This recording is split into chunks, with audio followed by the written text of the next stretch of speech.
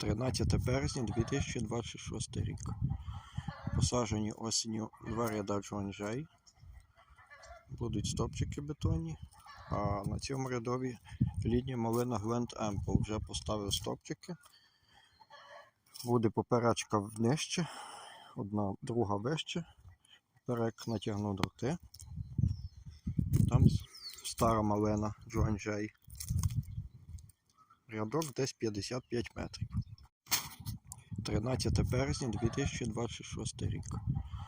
Посаджені осінню 2 ряда джуанжей. Будуть стовпчики бетонні.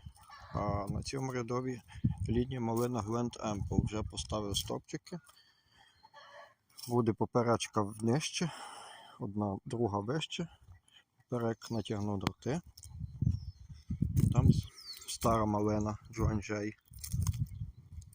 Рядок десь 55 метрів.